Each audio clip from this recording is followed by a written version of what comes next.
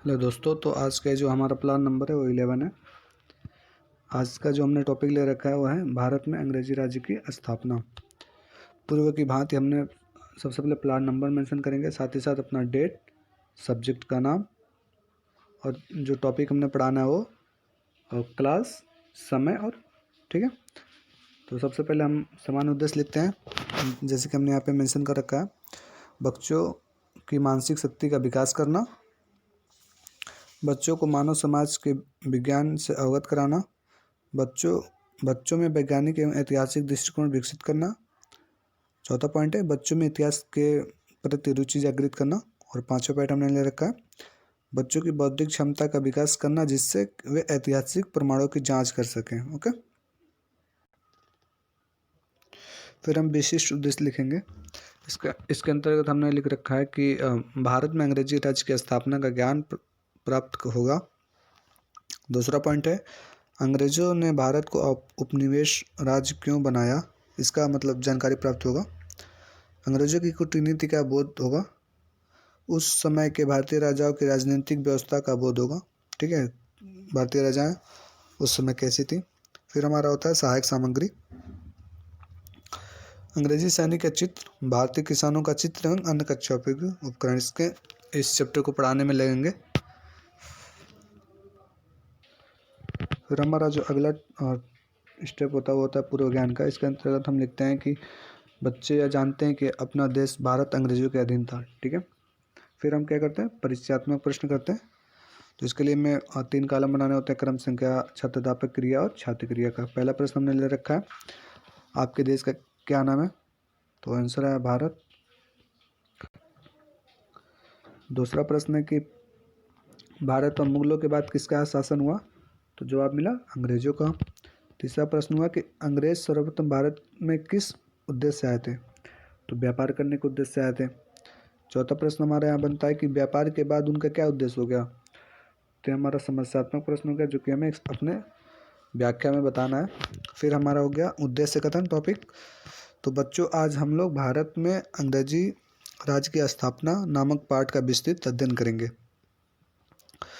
फिर हम अपने टॉपिक को क्या करते हैं कि 2 भागों में बांट लेते हैं आसानी के लिए। तो यहाँ पे मैंने अपने टॉपिक को 2 भागों में बांट रखा है। पहले भाग में मैं बताऊंगा कि भारत को उपनिवेश राज्य बनाने का क्या कारण था, और दूसरे भाग में बताऊंगा कि राजाओं और नवाबों को अंग्रेजी से खतरा कैसा था, किस टाइप का खतरा था। ओके,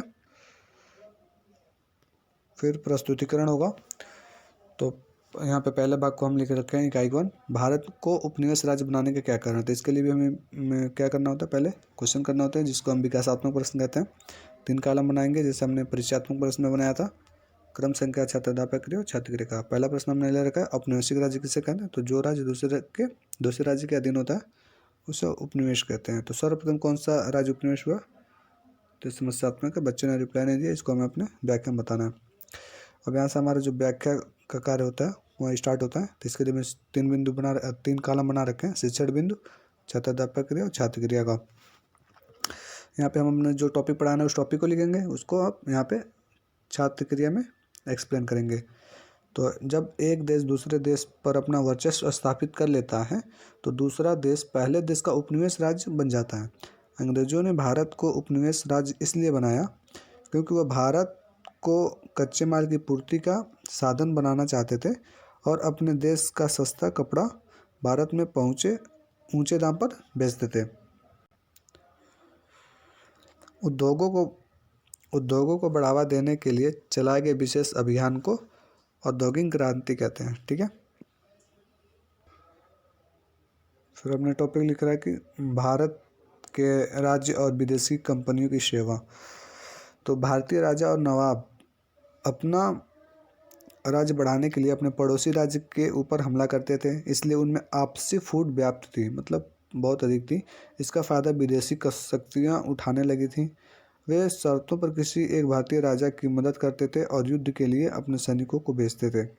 उनके सैनिक अनुशासित थे और उनके पास आधुनिक हथियार थे, जिसकी वजह से वो दूसरे राजा पर आसानी से विजय प्राप्त कर लेते थे। ठीक है, यहाँ पे हमारा यूनिट 1 जो है इकाई 1 उसका जो एक्सप्लेनेशन है वो समाप्त हुआ। तो हम क्या करेंगे, अब मूल्यांकन प्रश्न करेंगे।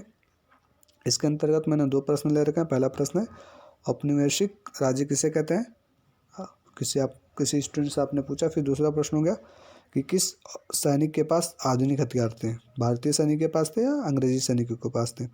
फिर हमारे यहाँ से क्या होगा कि इकाई 2 स्टार्ट होता है, राजाओं और नवाबों को अंग्रेजों से खतरा। अब क्या करेंगे, फिर हम पुनः विकासात्मक प्रश्न करेंगे, जो कि मैंने पहला प्रश्न ले रखा है, भारतीय राजाओं को किससे खतरा था, तो अंग्रेजों से था। दूसरा प्रश्न हो गया कि अंग्रेज भारतीय राजाओं के राज्य से क्या फ़ायदा उठाना चाहते थे। ठीक है, तो यहाँ पे समस्यात्मक हो गया, जो आप एक्सप्लेनेशन में बताएंगे। अब हमारे यहाँ से व्याख्या स्टार्ट होता है। तो पहले हमने 3 कॉलम बनाया, शिक्षण बिंदु का, छात्राध्यापक क्रिया और संपट कार्य। तो हमने यहाँ पे टॉपिक लिख लिया, जो टॉपिक हमें एक्सप्लेन करना है, राजाओं और नवाबों को अंग्रेजों से खतरा। अब हम एक्सप्लेनेशन करेंगे कि कंपनी को भेंट देने और उनकी सेना का खर्चा उठाने में भारतीय राजाओं पर बहुत बोझ पड़ने लगा था।